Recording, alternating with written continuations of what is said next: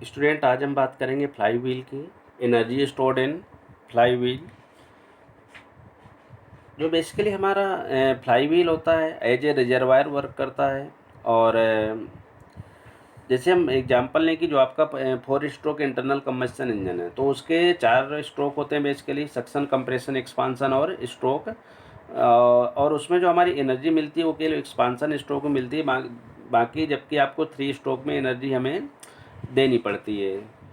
तो उसमें क्या होता है, जो भी हमारी एक्सपांसन स्ट्रोक की एक्सेस एनर्जी है वो आपकी जा कर के फ्लाई व्हील में स्टोर हो जाती है in the form of kinetic energy. और बाकी जो आपके 3 स्ट्रोक है वही एनर्जी हमारी क्या होती है, रिलीज होती है। तो आप सिंपल कह सकते हो कि जो भी एक्सपांसन स्ट्रोक है उसमें तो हमारी फ्लाई व्हील की स्पीड इंक्रीज होगी, और बाकी जो आपके 3 स्ट्रोक हैं उसमें फ्लाई व्हील की स्पीड हमारी डिक्रीज होती है।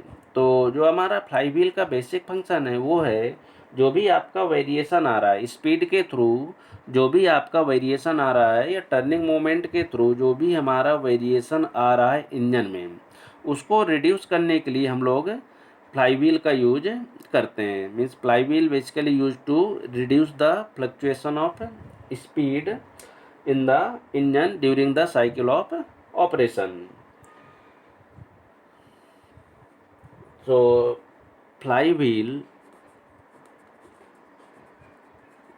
is used to regulate the variation of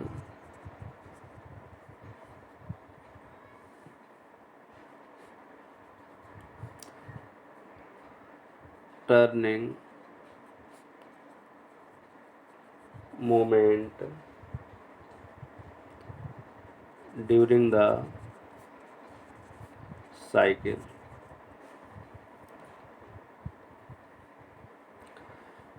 next हम बात करेंगे energy stored in fly wheel.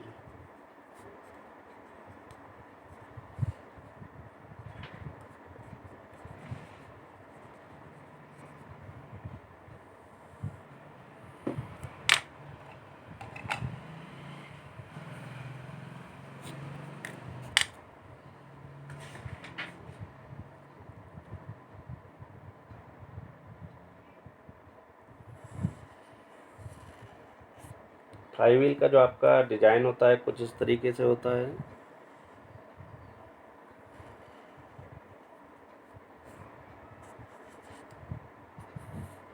ये यहाँ पर इस तरीके से हब लगे होंगे।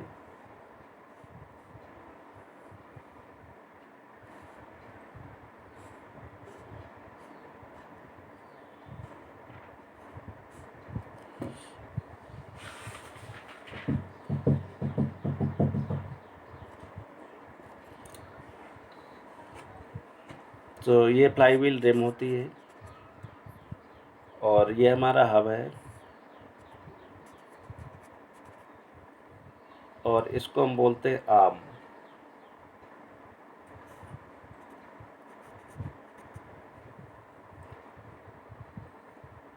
तो यहाँ पर हम एज्यूम करते हैं कि जो एम है mass of the fly wheel,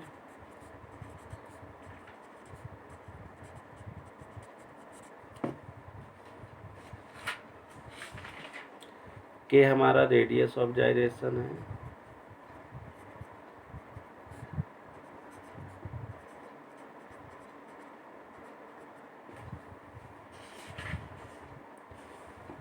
I mass moment of inertia of the fly wheel,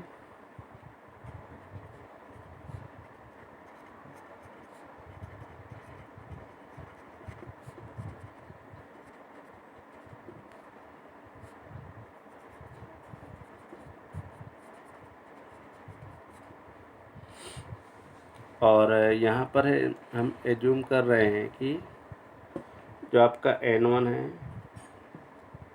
वो हमारा मैक्सिमम एनर्जी है, मैक्सिमम स्पीड है, सॉरी एनर्जी नहीं, और जो हमारा N2 है वो मिनिमम स्पीड है।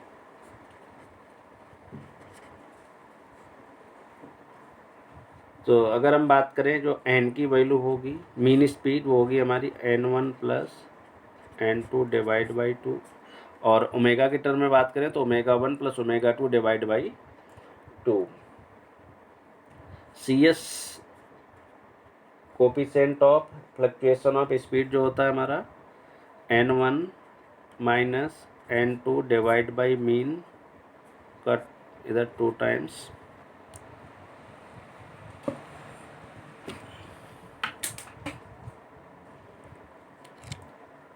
तो kinetic energy of the flywheel equal to कितना होगा हमारा 1/2 आई ओमेगा स्क्वायर। हम यहाँ पर डेल्टा ई की वैल्यू कैलकुलेट करेंगे और डेल्टा ई क्या होगा हमारा maximum energy minus minimum energy. So maximum के लिए हमारा मैक्सिमम के लिए n1 है, सो यहाँ पर ओमेगा 1 यूज करेंगे और मिनिमम के लिए हमारा n2 है तो यहाँ पर ओमेगा 2 यूज करेंगे। तो ये होगा आपका maximum energy minus minimum energy तो equal to 1/2 I omega 1 square minus 1/2 I omega 2 square.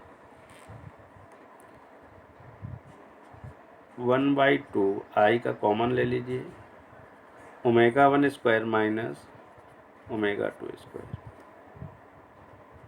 So 1/2 इसको जब आप ओपन करोगे तो ये हो जाएगा omega 1 minus omega 2 omega 1 plus omega 2 multiplied by I. Okay, अब अगर यहाँ पर बात करें तो omega 1 plus omega 2 divide by 2 ये कितना हो जाएगा हमारा मीन स्पीड के।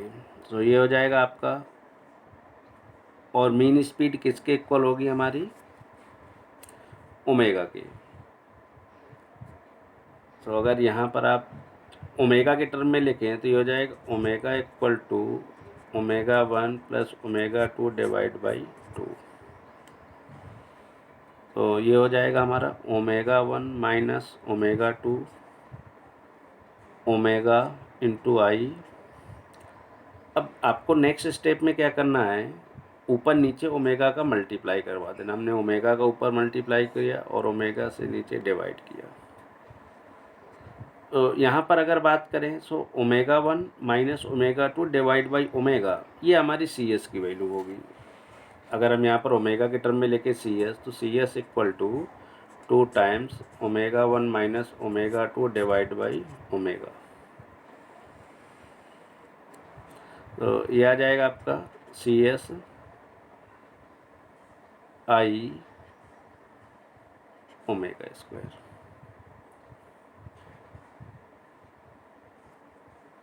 सो delta E equal to this value C S I into omega square. बाकी आप चाहो तो आई क्यू यहाँ एम के स्क्वायर के फॉर्म में भी चेंज कर सकते हो। जब एम के स्क्वायर के फॉर्म में चेंज करोगे तो delta E equal to M K square omega square into C S, ये भी इक्वेशन यूज कर सकते हैं हम। और एक और आप इक्वेशन यूज कर सकते हो, और वो क्या है हमारा,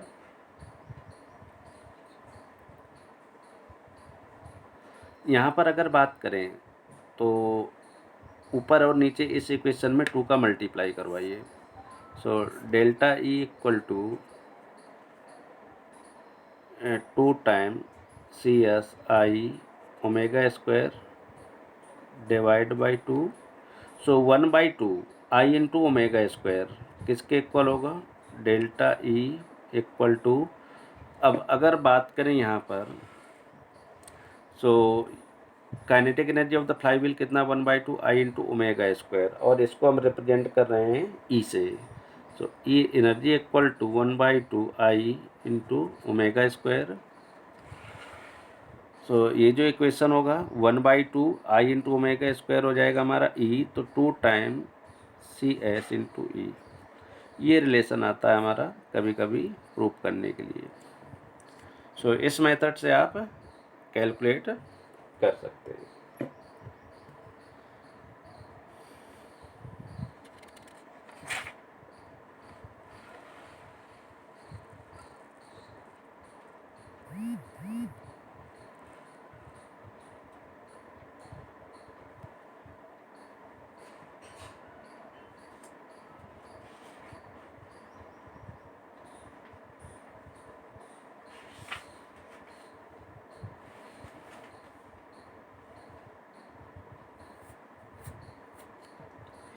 तो यहाँ पर मैं एक क्वेश्चन लेता हूँ, और क्वेश्चन क्या है आपका, कैसे आपको सॉल्व करना है, इससे आपको जनरल आइडिया लग जाएगा कि आप इस तरीके से इस टाइप के क्वेश्चन को सॉल्व कर सकते हैं।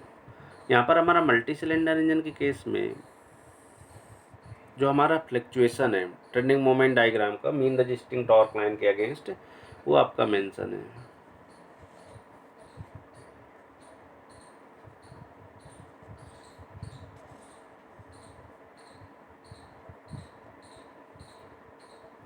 ए B C D E F और जी, और जी के बाद हमारी साइकिल अगेन क्या हो रही है, रिपीट हो रही है। यहाँ पर जो एरिया मेंशन है इसका 295 है, यहाँ का जो एरिया है आपका 685, ये जो एरिया है हमारा 40, नीचे का जो एरिया है हमारा 340, ये जो एरिया है आपका 960, ये हमारा एरिया है 270,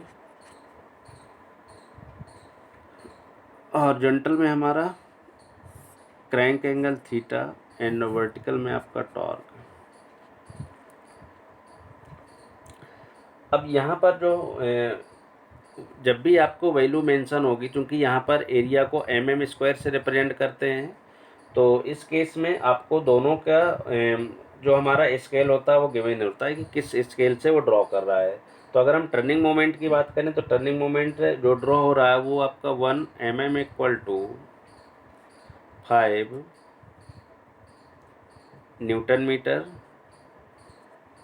और जो हमारा क्रैंक एंगल है वो ड्रॉ हो रहा है, ये आपका टी का है। क्रैंक एंगल थीटा का जो आपका गिवन है वो है हमारा 1 mm = 1 डिग्री।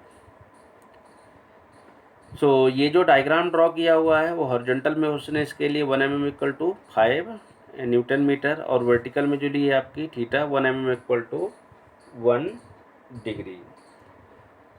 तो अगर हम बात करें कि 1 mm² में जो आपका टर्निंग मोमेंट होगा एक्चुअल में, सो 1 mm² में जो आपका टर्निंग मोमेंट होगा एक्चुअल में वो होगा हमारा 5 मल्टीप्लाइड बाई 1 मल्टीप्लाइड बाई, इसको रेडियन में कन्वर्ट कर लेंगे तो ये आएगा हमारा π/180। सो ये जो आपकी वैल्यू आती है वो आपकी आ जाएगी π/36 न्यूटन मीटर। अब देखिए, सबसे पहले आपके इस तरीके से क्वेश्चन में हमें जो कैलकुलेट करने के लिए है वो कौन सी वैल्यू आपको कैलकुलेट करना है, और मैं आपको डेटा बता देता हूँ जो आपका और डेटा मेंशन है इसमें। यहाँ पर आपका मास का वैल्यू गिवन है, रोटेटिंग मास m = जो फ्लाई व्हील का मास होगा वो 36 kg है, और इसके अलावा रेडियस ऑफ जायरेशन की वैल्यू दी हुई है 150 mm, और आप एन की वैल्यू दी हुई है आपकी n = 1800 RPM। हमें जो कैलकुलेट करना है वो CS की वैल्यू कैलकुलेट करनी है, coefficient of fluctuation of speed की वैल्यू फाइंड आउट करनी है। सो जब भी हमें इस टाइप की क्वेश्चन हो तो सबसे पहले हमें क्या करना पड़ेगा, coefficient maximum fluctuation of energy की वैल्यू फाइंड आउट करनी होगी, तभी आप इनको सॉल्व कर सकते हो। और मैक्सिमम फ्लक्चुएशन ऑफ एनर्जी देखिए कैसे कैलकुलेट करेंगे, हमें ए पॉइंट पर एज्यूम करना है कि जो एनर्जी है वो ई है, ए पॉइंट पर जो एनर्जी है ई है। सो जो आपकी बी पॉइंट की एनर्जी होगी वो होगी ई प्लस 295, जो हमारी सी पर एनर्जी होगी ई प्लस 295 माइनस 685, ई प्लस 295 माइनस 685। इसके बाद जो आपकी डी पर एनर्जी होगी ई प्लस 295 प्लस 685 प्लस 40। सो डी पर जो आपकी एनर्जी होगी ई प्लस 295 माइनस 685 प्लस 40। इसके बाद ई की बात करेंगे हम, एफ की बात करेंगे, और जो हमारी जी की एनर्जी होगी वो एनर्जी हमारी इक्वल टू आनी चाहिए ए की एनर्जी के। सो हम जी की भी एनर्जी कैलकुलेट करेंगे। सो मैं बाकी का नोट कर देता हूँ। ई plus 295 minus 685 plus 40 minus 340। F की जो एनर्जी होगी हमारी ई plus 295 minus 685 plus 40 minus 340 plus 960। जो आपकी जी पर एनर्जी आएगी वो ई plus 295 minus 685 plus 40 minus 340 plus 960 minus 270, और ये एनर्जी आनी चाहिए इक्वल टू ए की एनर्जी जो कि ई है। ये ई सारा कट के आपका ई आना चाहिए केवल। सो ये जो वैल्यू आएगी हमारी वो इतनी रहेगी, ई प्लस 295, ये ई प्लस 295। इसको जब आप सॉल्व करोगे सो ये आएगा आपका ई माइनस 390। इसको जब सॉल्व करेंगे हम आएगा 3 माइनस ई माइनस 350। इसको जब आप सॉल्व करोगे सो ई माइनस 690।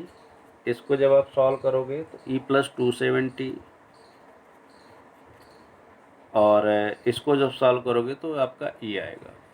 ओके, अब यहाँ पर आपको देखना है कि मैक्सिमम और मिनिमम एनर्जी कहाँ पर मिल रही है। सो अगर मैक्सिमम की बात करें तो जो मैक्सिमम एनर्जी वो है हमारा ई प्लस 295, तो यहाँ पर हमारी मैक्सिमम एनर्जी है। इसके बाद जो आपकी मिनिमम एनर्जी वो है ई माइनस 690। सो यहाँ पर आपकी मिनिमम एनर्जी है। सो हमें डेल्टा ई क्यू कैलकुलेशन के लिए दोनों को माइनस कर देना है। Maximum energy minus minimum energy means E plus 295 minus E minus 690। इन दोनों को माइनस कर देंगे, ई से ही आपका कैंसिल हो जाएगा, और ये जो एनर्जी आएगी आपकी वो वैल्यू आ रही है हमारी 985 और mm², क्योंकि यहाँ पर जो एरिया गिवन था हमारा सारी ये mm² में थे। इनसे A1 A2 A3 जो एरिया थे आपके वो सारे आपके mm² में थे। अब ये तो हमारा mm² में है। ओके, हमें कैलकुलेट करना है इसको एक्चुअल डेटा में। तो एक्चुअल में कैसे कैलकुलेट करेंगे? हमारा जो हमने यहाँ पर कैलकुलेट किया हुआ था कि 1 mm² की जो एनर्जी है वो किसके इक्विवेलेंट है? आपका पाई बाई 36 न्यूटन मीटर के। सो जो भी हमारी एनर्जी आई है उसको इतने से मल्टीप्लाई करवा देंगे तो हमारी डेल्टा ई की वैल्यू आ जाएगी। So delta E equal to 985 multiplied by pi by 36। So equal to ये जो वैल्यू आएगी आपको वो आ रही है हमारी 86 न्यूटन मीटर।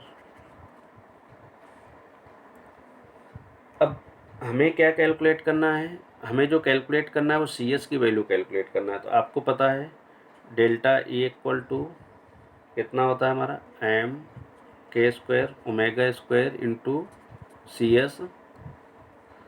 सो डेल्टा ई की वैल्यू ये मिल गई। एम और के की वैल्यू ऑलरेडी हमारी नोन है, क्वेश्चन में मेंशन है। एम के और एन की वैल्यू मेंशन है आपको। सो यहाँ एम की वैल्यू रखेंगे, के की वैल्यू रखेंगे, ओमेगा की वैल्यू, एन की वैल्यू मेंशन है तो ओमेगा की वैल्यू कैलकुलेट कर लेंगे। सो यहाँ पर आप सी एस की वैल्यू फाइंड आउट कर लोगे तो ये बचेगा 86 मल्टीप्लाइड बाई एम की वैल्यू 36 मल्टीप्लाइड बाई जो आपकी के की वैल्यू आएगी 0.15 का स्क्वायर मल्टीप्लाइड बाई ओमेगा की value 2 pi multiplied by N का वैल्यू 1800 डिवाइड बाई 60 का whole square multiplied by C S. तो यहाँ पर जो आपकी सी एस की वैल्यू डेल्टा इक्वल टू 86, तो यहाँ से आपकी सी एस की वैल्यू कैलकुलेट हो जाएगी और वो आ रही है आपकी 0.003। मीन्स जो आपका फ्लक्चुएशन होगा वो 0.3% का होगा। सो इस तरीके से जो भी आपकी अननोन वैल्यू, सेम मेथड आपको एडॉप्ट करना है। मल्टी सिलेंडर इंजन के केस में आप डिफरेंट जो पैरामीटर अननोन है उनकी वैल्यू को कैलकुलेट कर सकते हो। Okay, thanks.